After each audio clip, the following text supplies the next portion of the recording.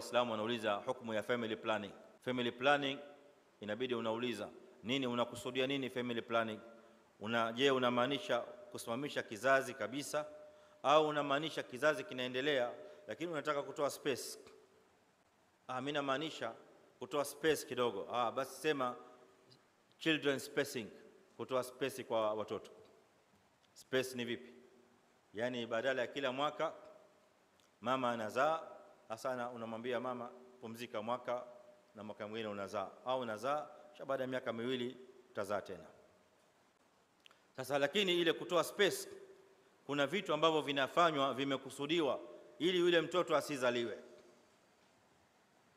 Yajuz fil Islam wala ma yajuz? Alislam fil Islam, ikiwa ni kwa lengo la kisheria, kwa lengo ambalo linakubalika katika sheria. Kwa mfano, mama yupo katika hali au hali yake ya siha, yule mama si kwa namna ambayo inamruhusu yeye kuzaa kila mwaka. La, kuna wengine wanazaa na operation, kwa hivyo hawezi kuzaa kila mwaka. Operation ina muda wake maalum kulingana vile madaktari wanavyomwambia. Wanaambia itabidi upumzike mwaka mmoja, miaka miwili, kisha baadaye unaweza kuzaa tena. Baada ya mwaka mmoja, miaka miwili ndio unaweza kuzaa. Kwa idhan hadha udhur makbul fi shara. Au kwa ajili ya malengo ya kutoa malezi mazuri ya watoto, ili uweze kuwashughulikia wale watoto walioko na kuwapa malezi mazuri.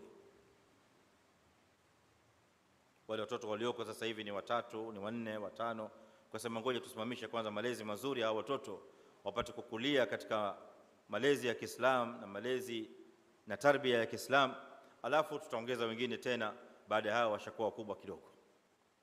Hadha makbul jaiz. Almuhim ni kwamba lisiwe lengo la kutoa nafasi kuogopea riziki. Kamwambia mama, sasa hebu nenda katafute zile dawa zile, tutapumzika sasa kidogo, maana naona hii budget vile inavyokwenda hali hairuhusu tena.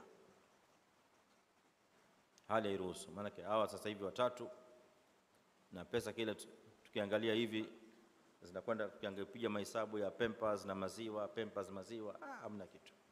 Sasa ukiongeza tena mwingine wa 4, huyo atakuwa pesa yake ya maziwa hamna.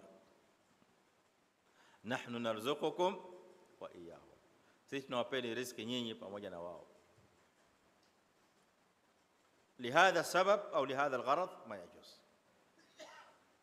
Leta sababu nyingine, lakini sio sababu ya riziki, kwa sababu riziki yao inatoka kwa Allah subhanahu jalla jalaluhu.